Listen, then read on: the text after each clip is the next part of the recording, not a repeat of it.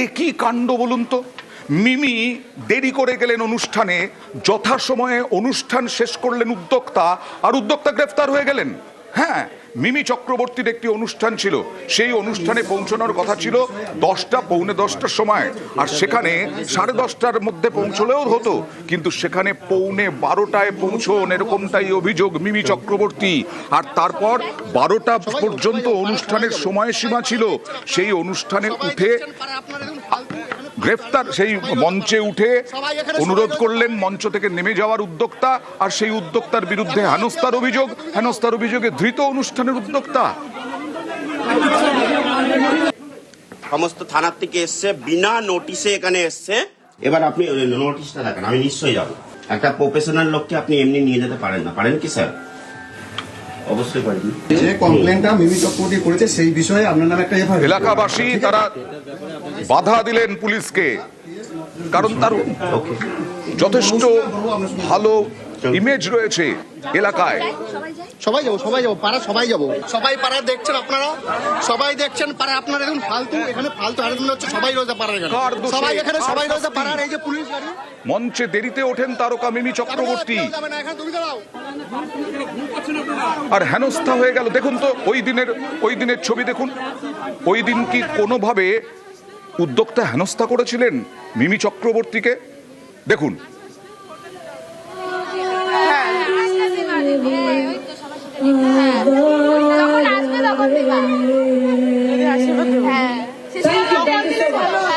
ওই যে ওইদিকে সবাই যেমন দেখছিল, আপনারা মিমি চক্রবর্তীকে দেখলেন। অবশ্যই এখন রাত্রি 12টা বেজে গেছে, এখন মিমি চক্রবর্তী প্রোগ্রাম এখানেই শেষ। ওকে, সবাই খুশি তো? হ্যাঁ, প্রোগ্রাম হবে, আর্টিস্ট আছে। ওকে, একই না নারায়ণ বললে। Thank you so much.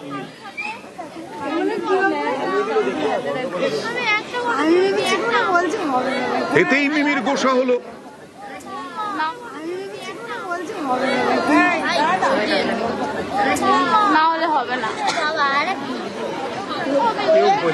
মিমি চক্রবর্তীকে স্টেজ থেকে নেমে যেতে বললেন, কারণ 12টা বেজে গেছে।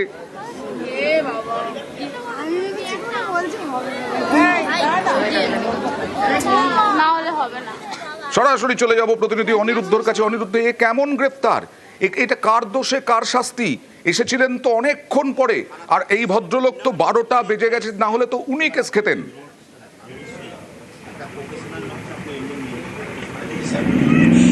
একদমই অয়নদা, গত 25শে জানুয়ারি উত্তর 24 পরগনার বনগাঁ পৌরসভার নয়াগোপালগঞ্জ যুবক সংঘের বাৎসরিক যে সাংস্কৃতিক অনুষ্ঠানে, সেই অনুষ্ঠানে 10:30 নাগাদ মিমির আসার কথা ছিল। এই তনয় শাস্ত্রী আগেই অভিযোগ করেছিলেন যে মিমির আসার কথা ছিল 10:30টায়, তিনি 1 ঘন্টা 15 মিনিট দেরি করে 11:45 নাগাদ এসে পৌঁছায় অনুষ্ঠান স্থলে, এবং প্রশাসনের তরফ থেকে অনুষ্ঠান করবার জন্য 12টা পর্যন্ত অনুমতি দিয়েছিল। তিনি সেই কারণেই কোনো রকম অপমান করেননি, নমনীয়ভাবে মিমির কাছে আবেদন জানিয়ে রীতিমতন বলেছিল যে মঞ্চ থেকে নেমে যেতে, কারণ 12টা বেজে গেছে, আগামীতে পরীক্ষা রয়েছে, এলাকার ছাত্রছাত্রীদের অসুবিধা হতে পারে, সেই কারণেই তিনি অনুরোধ করেছিলেন। এবং মিমির অভিযোগকে তিনি মিথ্যা অভিযোগ বলেও দাবি করেছিলেন আগে, এবং রীতিমতন আজ সেই অভিযোগেই এই উদ্যোক্তা শ্রী তনয় শাস্ত্রীকে গ্রেপ্তার করেছে বনগাঁ থানার পুলিশ। এবং পুলিশের সূত্রে খবর, ইতিমধ্যেই পুলিশের তরফ থেকেও একটি স্বপ্রণোদিত মামলা করা হচ্ছে এই তনয় শাস্ত্রীর বিরুদ্ধে, কারণ এই মিমির ঘটনার তদন্ত করতে গিয়ে পুলিশকে বাধা সৃষ্টি করা হয়েছে এবং পুলিশকে হেনস্থা করা হয়েছে। সেই অভিযোগে তনয় শাস্ত্রীকে গ্রেপ্তার করা হয়েছে এবং আরো দুজনকে, অর্থাৎ মোট এই ঘটনায় 3 জন। অতি সক্রিয়তা কেন?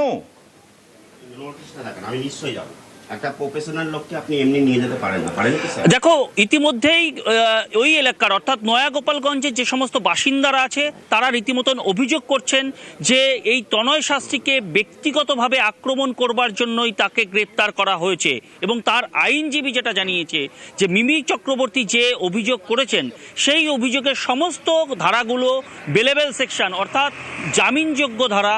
সেক্ষেত্রে কেন তাদের ক্লায়েন্টকে আগে থেকে নোটিশ দেওয়া হয়নি, বাহ। না নোটিশ দিয়ে গ্রেপ্তার করাটাকে অন্যায় বলেও দাবি আগে করছেন থেকে নোটিশ আইনজীবী। না দিয়ে তনয় শাস্ত্রীকে গ্রেফতার করা হলো দেখেই বোঝা যাচ্ছে পরিষ্কার যে 12টা বেজে গেছে, 12টার পরে অনুমতি আর নেই। তনয় শাস্ত্রী শাস্তিযোগ্য অপরাধে পড়ে যেতেন।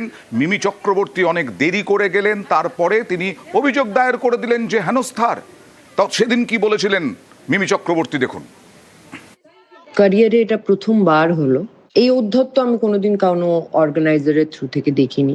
একজন মেয়ে যখন স্টেজ করতে যায়, আর সেই ক্ষেত্রে যে কোনো আর্টিস্ট, আজকাল লোকে ভাবা শুরু করেছে যে ওনারা তাদের প্রপার্টি হয়ে যায়। এখানে তো চুপ করে থাকার প্রশ্নই নেই। এই লোকগুলো এটাকে নর্মালাইজ করে এটা ভাববে যে বাকি মেয়েদের সাথে ওরা এটাই করতে পারে। সো আমার সাথে উনি যেটা করেছেন, আমি স্টেজে পারফর্ম করছিলাম, উনি হঠাৎ আমার পারফরমেন্সের মাঝে এসে আমায় বলেন আপনি চলে যান। আমি সিরিয়াসলি আমি বুঝতে পারিনি উনি আমায় বলছেন। The shock came so subtle. আমি কিচ্ছু বলিনি, আমি ওনার দিকে তাকালাম, উনি বললেন হ্যাঁ আপনি চলে যান, নেমে যান স্টেজ থেকে। আমি কিচ্ছু বললাম না, আমি গুড নাইট বলে নেমে চলে এলাম। তখনই এফআইআর করে দেওয়া হয়। আমি এটা শেষ দেখবো।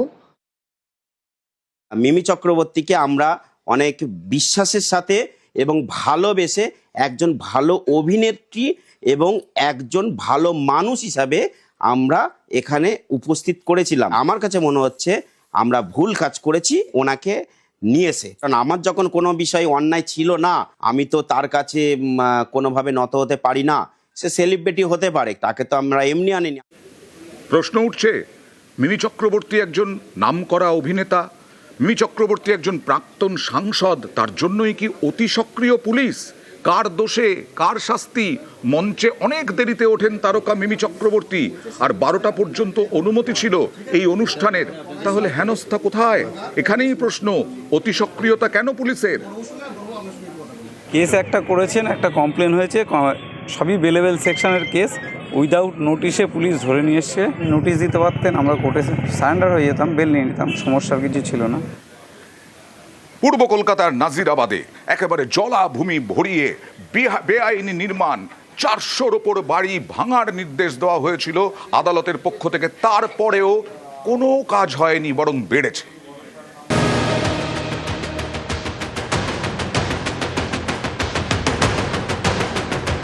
রবিবার গভীর রাত নরেন্দ্রপুরের নাজিরাবাদের দুটি গোডাউনে বিধ্বংসী আগুন লাগে। মারা গিয়েছেন বেশ কয়েকজন, এখনো অনেকে নিখোঁজ।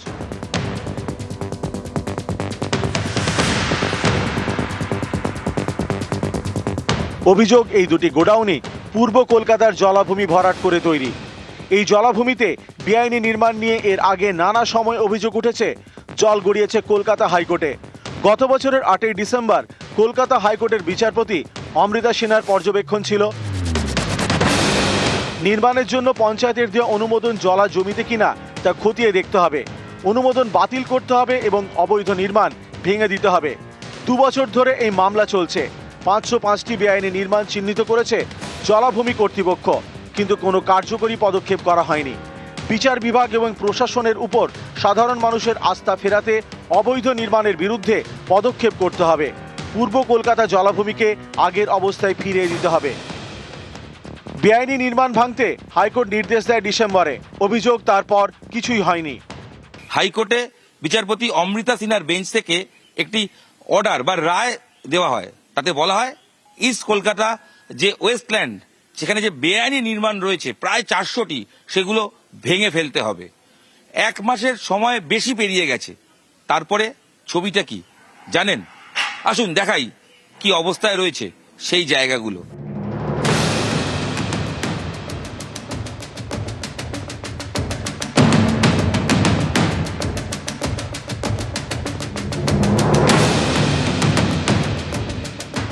অভিযোগ, দিনে রাতে নরেন্দ্রপুরের নাজিরাবাদে ঢুকে মাটি বোঝাই গাড়ি। সেই মাটি ফেলা হয় জলাভূমিতে। জলাভূমি ভরাট করে কোথাও তৈরি হয় বহুতল, কোথাও গোডাউন, কোথাও দোকান।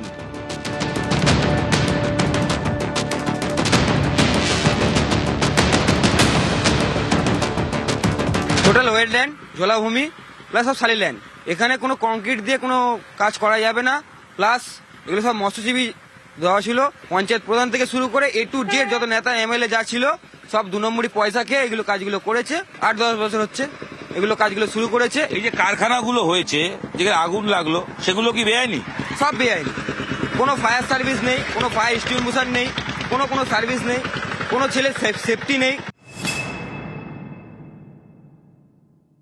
ইস্ট ক্যালকাটা ওয়েটল্যান্ড ম্যানেজমেন্ট অথরিটির যে নিয়ম আছে সেই নিয়ম অনুযায়ী কোথাও কোনো স্ট্রাকচার আপনি পার্মানেন্ট স্ট্রাকচারে পরিণত করতে পারবেন না। কোথাও আপনি হাটমেন্ট ছাড়া, অর্থাৎ আপনি ওপরে কোনো ছাদ বানাতে পারবেন না। তো গোডাউন তো বোঝাই করে হয়েছে এবং এই কনস্ট্রাকশন বেআইনি কনস্ট্রাকশন দিনের পর দিন হয়েছে, সবটা রামসার সাইডে। আপনাকে আইনত দিতে পারে না তো লাইসেন্স, আটকে দেওয়া আছে। অনলাইন আপনি পারমিশন পাবেন না, আপনি পলিউশন সার্টিফিকেট পাবেন না, আপনি ফায়ার লাইসেন্স পাবেন না। তাহলে সেখানে কি করে হলো? এই গোডাউনগুলো নিয়ে প্রত্যেকটা সময় আমাদের আপত্তি হয়েছে। ক্যামেরায় খোকন দাসের সঙ্গে ইরন রায়বর্মন এবং অর্ণব গোস্বামী, নিউজ 18 বাংলা। এখনো পর্যন্ত 23 জনের মৃত্যু হয়েছে, তাদের মধ্যে বেশ কয়েকজন পরিবারকে সামনে নিয়ে এসে সাংবাদিক বৈঠক করিয়ে ওয়াও মোমো কর্তৃপক্ষ কি দায় ঝেড়ে ফেলার চেষ্টা করলো। ভোর 3টা নাগাদ আমাকে ফোন করলো। ফার্স্টেই বলল, দাদা আমি আজকে মরছি, ওই গোডাউন এতে এমার্জেন্সি যদি এজ থাকতো তাহলে ভাই বেরিয়ে যেত। ওই গোডাউন এতে এমার্জেন্সি যদি এজ থাকতো তাহলে ভাই বেরিয়ে যেত।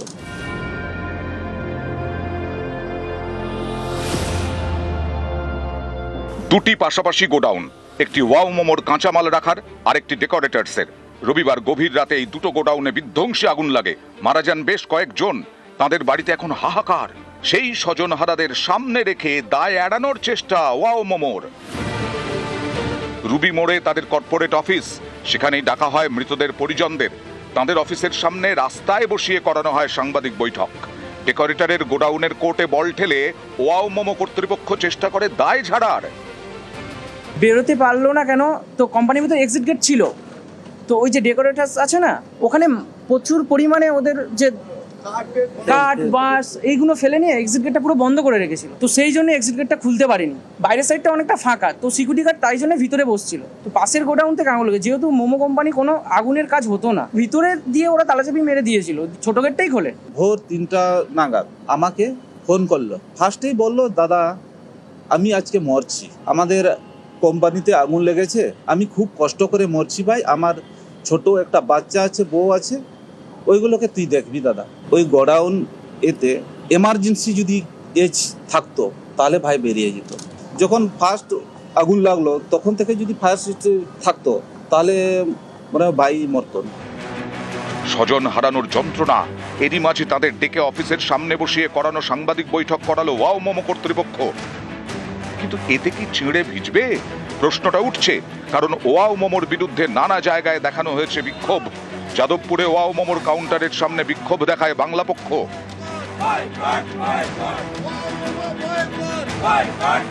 ধর্মতলায় বিক্ষোভ দেখায় কংগ্রেস। রবিবার গভীর রাতে বিধ্বংসী আগুন, পুড়ে ছাই হয়ে যায় দুটি গোডাউন। এদিন সেখান থেকে ভেঙে পড়া টিনের শেড সরানো হয়। এখনো চলছে দেহাংশের খোঁজ, বিভিন্ন জায়গায় ছড়িয়ে ছিটিয়ে হাড়গোড়। ডিএনএ ম্যাপিং এর জন্য 23 জনের থেকে নমুনা সংগ্রহ করা হয়েছে। নিউজ 18 বাংলা। আর ওই এলাকায় জমায়েতে রুখতে আজকে গতকাল 163 ধারা চালু করা হয় ভারতীয় ন্যায় সংহিতা অনুযায়ী, যেটা ছিল 144 ধারা। আজকে তার মধ্যেই 163 ধারার মধ্যেই নাজিরাবাদে বিরোধী দলনেতা তিনি গিয়ে পৌঁছন। তার সঙ্গে বেশ কয়েকজন বিধায়ক ছিলেন, দলের বিধায়কদের নিয়ে নাজিরাবাদে যান তিনি। তবে 163 ধারায় ঘটনাস্থলে একাই যান শুভেন্দু, এবং আগামীকাল হাইকোর্টের অনুমতিতে মিছিলও আছে। 11টার মধ্যে জমায়েতের আহ্বান জানান। রাজ্য সরকারকে তোপ দাগেন, পুলিশকে তোপ দাগেন, মুখ্যমন্ত্রীকে তোপ দাগেন পাল্টা কুণাল ঘোষ।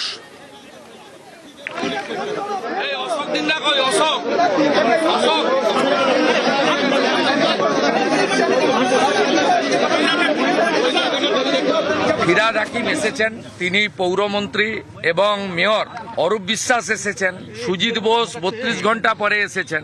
কাউকে বাধা দেয়নি। আমি 20 জন এমএলএ নিয়ে দূর থেকে কোনো প্রমাণ বা যা যা চলছে ইনভেস্টিগেশন অসুবিধা না করেই দূর থেকে একটু দেখবো, এটা কর্তব্য আমাদের। যেহেতু রাজ্যের শাসক দল তার কর্তব্য পালন করেনি, যেখানে মন্ত্রী মেয়র তারা সুযোগ পান, মন্ত্রী পদমর্যাদার বিরোধী দলনেতা এই সুযোগ পায় না।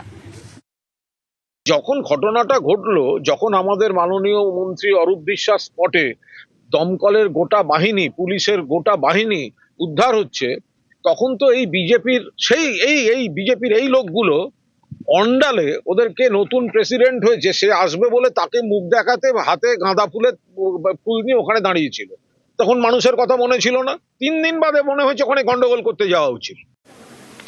26-এর ভোটে নয়া সমীকরণ। নিউ টাউনে একটি হোটেলে বৈঠক করলেন মোহাম্মদ সেলিম এবং হুমায়ুন কবির, আর এই ঘিরেই এখন রাজনীতিতে চর্চা। প্রায় 1 ঘন্টার একান্ত বৈঠক এই দুই নেতার। আলোচনা সদর্থক বলে দাবি হুমায়ুন কবিরের। পার্টিতে আলোচনা করেই হুমায়ুন কবিরের ব্যাপারে সিদ্ধান্ত, মন্তব্য সেলিমের।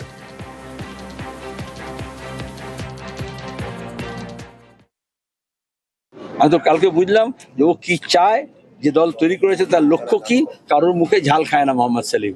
আমি সরাসরি test of pudding is eating, আমি একটু চেখে দেখি আসলে ও কি চাইছে, তারপর আমাদের পার্টিতে গিয়ে আমি ব্যাক করবো, আলোচনা করবো, তারপর সিদ্ধান্ত হবে। আর একটা রাজনীতি তুমি করছো, তুমি একটু মাপদেখ করবে না? তো সিপিআইএম কি করবে সেটা সিপিআইএম এর পার্টি কংগ্রেসে এবং রাজ্য সম্মেলনে সিদ্ধান্ত হয়েছে, সে অনুযায়ী আমরা এগোচ্ছি।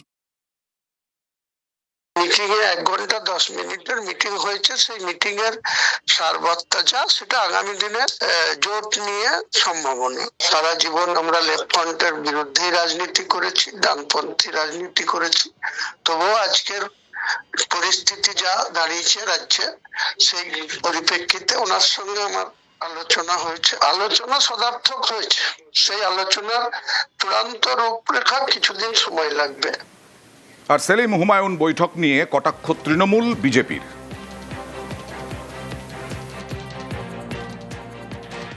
সিপিএম এর রাজ্য সম্পাদক এখন দেউলিয়া রাজনীতির ভিক্ষাপাত্র হাতে এবাড়ি ও বাড়ি সে বাড়ি ঘুরছেন। 34 বছর ক্ষমতায় ছিল, এখনো একাগড়ার মুরদ নেই।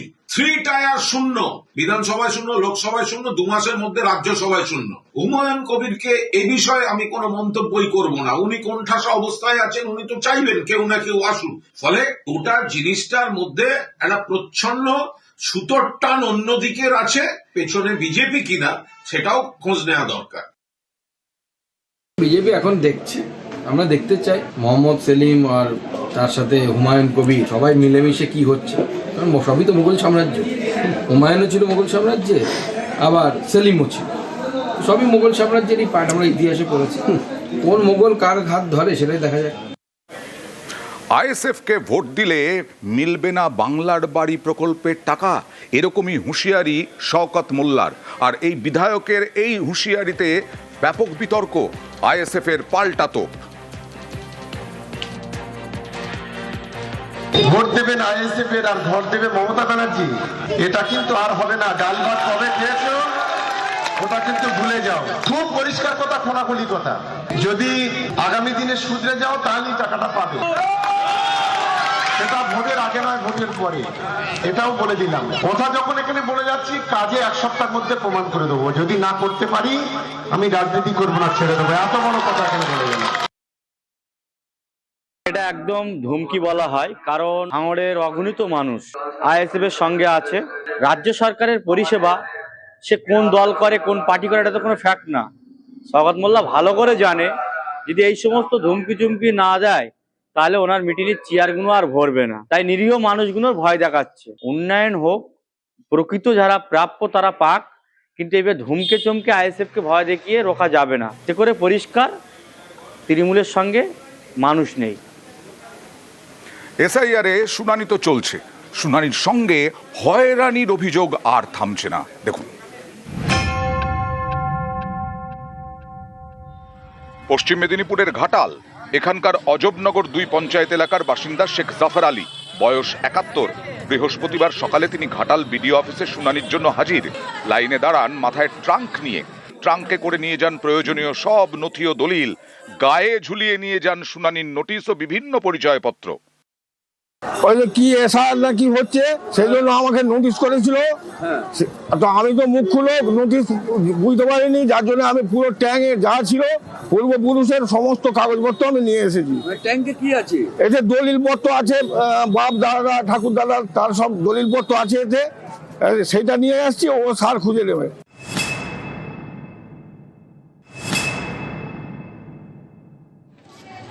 হুগলির সিঙ্গুর বিডিও অফিসে বৃহস্পতিবার হাজিরা দেন শ্রাবন্তী ঘোষ। বিশেষভাবে সক্ষম, একা হাঁটতে পারেন না, টোটোয় করে কোনো মতে শুনানি কেন্দ্রে নিয়ে যায় পরিবার। নাম ঠিক করার জন্য কষ্ট করে আসতে হলো। আমাদের বাড়ির লোক নিয়ে এসছে তো সমস্যা, পায়ে হাতে সমস্যা। বিশেষভাবে সক্ষম এবং বয়স 85 পেরোলে বাড়িতে গিয়ে শুনানি করার কথা। কমিশনের এই নিয়মকে কমিশনই ভাঙছে বলে অভিযোগ। বিশেষভাবে সক্ষমকেও যেতে হচ্ছে শুনানিতে।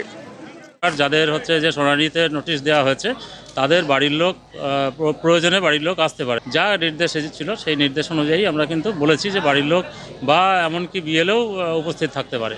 তার সত্ত্বেও কেন এসছে আমি জানি না, তা আপনার মাধ্যমে শুনলাম আমি। তো আমরা আবার বিএলওদের মাধ্যমে বলবো যাতে এরকম ধরনের লোককে নিজেদেরকে না আসতে হয়, আর একবার বার্তা আমরা দিয়ে দেবো।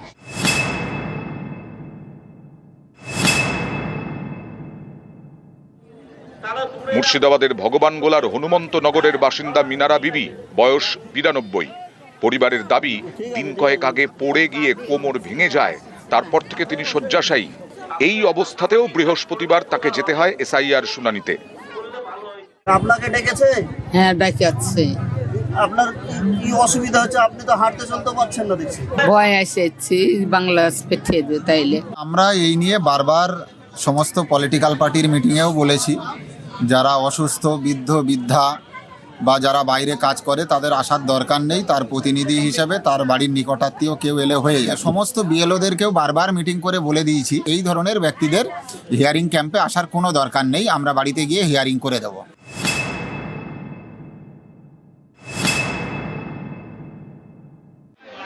উত্তর 24 পরগনার বনগাঁর সাহেবডাঙ্গার বাসিন্দা কাঞ্চন সরকার, বয়স 98। ঠিকমতো হাঁটতে পারেন না, তাকেও যেতে হয়েছে শুনানিতে। টোটোয় করে নিয়ে যান ছেলের বউ। আমার শাশুড়ি 2002 সালে ভোটার লিস্ট নাম নেই, এমনি ভোটার আছে। আগে ভোটার ছিল? হ্যাঁ, আগে ভোটার ছিল। বলছিল যে নিয়ে গেলে ভালো হবে, ওনার ভোটটা তো কাটা গেল, যদি নাম তোলা যায় ভালো হয়, তাই জন্য এসেছি। ওনার পরিবারে আমি বলে এসেছিলাম উনি অসুস্থ, উনি হিয়ারিংয়ে আসবেন না, ওনার বৌমা জানিয়ে দিয়েছিলেন সবিতা সরকার। এবং আজকে হিয়ারিং সেন্টারে কিন্তু সবিতা সরকার কাঞ্চন সরকারের হয়ে হিয়ারিং করে গেছেন। উত্তর 24 পরগনার দেগঙ্গা ব্লক অফিসে বৃহস্পতিবার সকালে শুনানির জন্য লম্বা লাইন। শুনানির শুরুর পরে হঠাৎই উত্তেজনা। অভিযোগ, রিসিভড কপিতে ইয়ারও সই করেন কিন্তু স্ট্যাম্প মারেননি। এ নিয়ে শুনানি কেন্দ্রে বিক্ষোভ শুরু হয়। তার জেরে ঘন্টা দুয়েক বন্ধ থাকে শুনানি। ইয়ারোর দাবি তিনি স্ট্যাম্প নিয়ে যেতে ভুলে গিয়েছিলেন। পুলিশের হস্তক্ষেপে আবার শুনানি শুরু হয়। Micro observer late. অভিযোগ, এদিন বেলা 12টা পর্যন্ত বনগাঁ বিডিও অফিসে শুনানি শুরুই করা যায়নি। এ নিয়ে অনেকে ক্ষোভ উগড়ে দেন।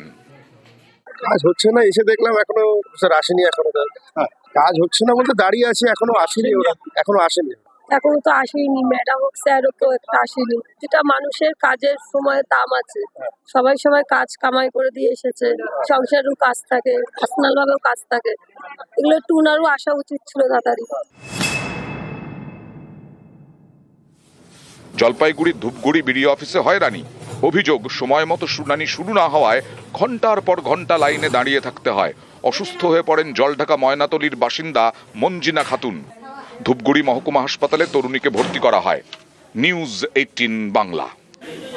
হিয়ারিং আতঙ্কে মৃত্যুরও অভিযোগও থামছে না। আজকেই কোথাও আত্মহত্যা করেছেন কেউ, কোথাও অসুস্থ হয়ে মৃত্যু হয়েছে কারো।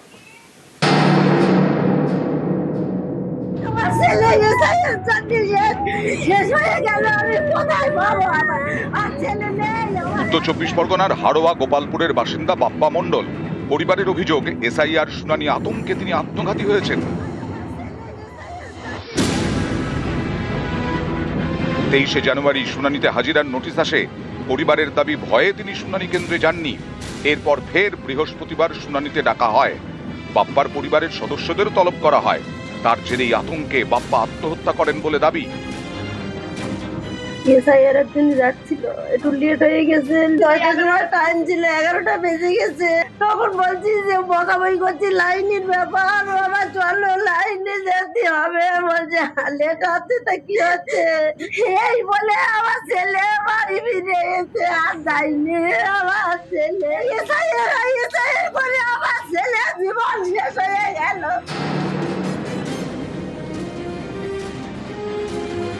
70 বছরের শেখ ইসমাইল হুগলির পোলবার হোসনেবাদ এলাকার বাসিন্দা ছিলেন।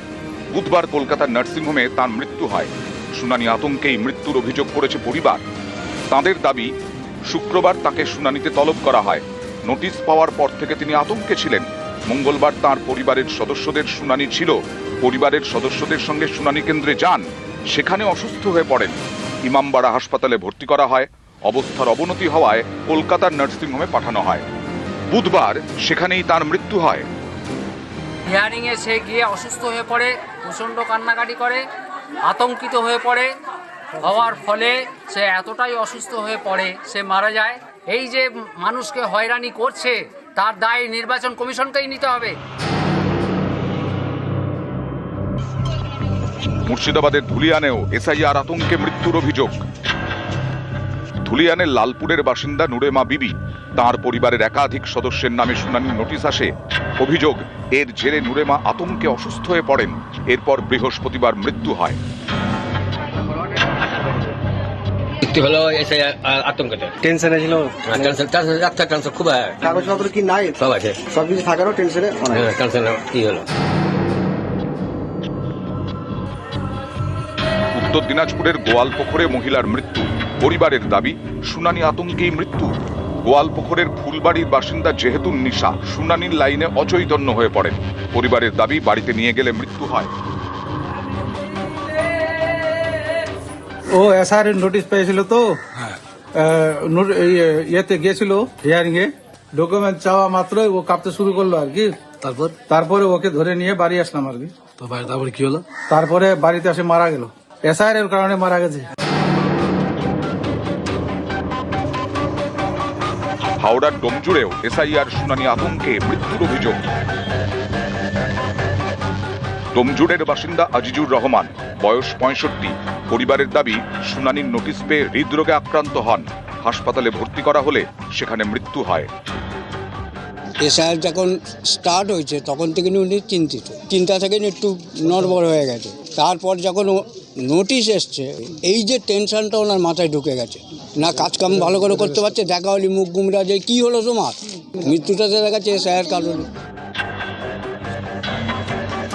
নিউজ 18 বাংলা।